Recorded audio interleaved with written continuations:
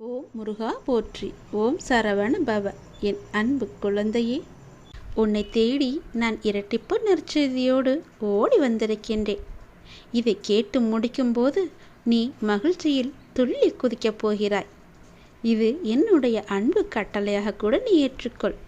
என் கட்டளையை நீ மீறி விடாதே. உடனடியாக நீ இதை கேள், முழுமையாக கேள். இரட்டிப்பு நற்செய்தி உனக்காக வந்திருக்கின்றது. நடக்கவே நடக்காது, இது நம்மால் முடியுமா, ஏதோ ஒரு மாற்றம் நிகழ்ந்து கடைசியில் தப்பாகத்தான் முடியப் போகிறது என்ற எண்ணம் உன் மனதிற்குள்ளே வந்து கொண்டே இருக்கிறதே, அதை முழுவதுமாக நான் எடுக்கப் போகிறேன்.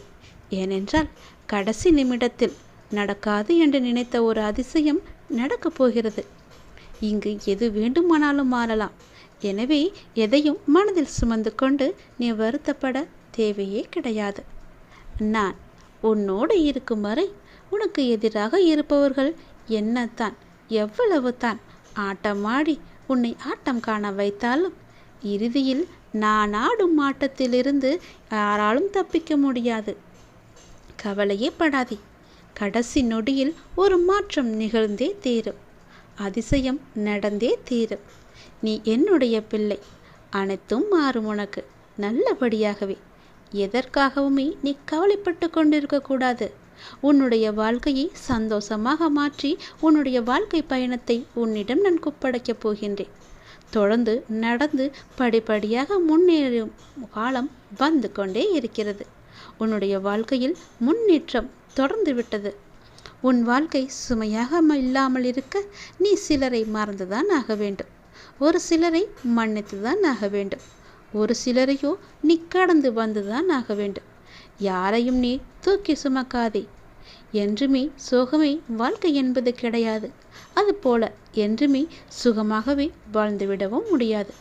சிமிட்டும் இமைகள் ஒரு நொடி இருட்டினால்தான் நம்மால் பல நொடிகள் வெளிச்சத்தை வாழ முடியும். 1000 முறை சிந்தித்துப்பார். ஒரு முறை நீ தெளிவான முடிவை எடுத்துவிடு. அறிவை பெருக்குவதில் பேராசைக்காரனாயிரு. முன்னேற துடிப்பதில் ஆர்வமிக்கவனாயிரு. முயற்சி செய்வதில் பிடிவாதக்காரனாயிரு. கர்வம் கொள்வதில் கஞ்சனாக இரு. கவலை கொள்வதில் சோம்பேறியாக இரு.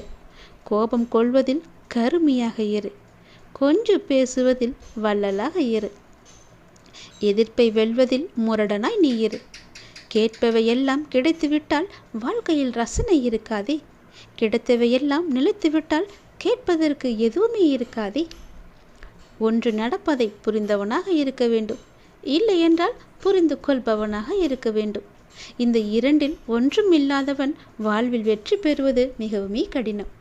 நீ எந்த வகையில் இருக்கிறாய் என்று நீயே யோசித்துக்கொள். என் வார்த்தைகள் மீது நம்பிக்கை வைத்து நீ செயல்பட்டுப்பார். அப்பா சொல்வதையெல்லாம் உனக்கான தேவ வாக்காக எடுத்துக்கொள். உன் வாழ்க்கையில் மிக அழகான பொற்காலம் வந்து கொண்டிருக்கிறது. 1000 காகம் சூழ்ந்த இடத்தில் ஒரு கல் எரிய அத்தனையும் பறக்கும். அதுபோல உள்ள முருகி என்னுடைய பெயரை ஒரே ஒரு முறை கூப்பிடு. அத்தனை பாவமும் மறைந்து போகும்.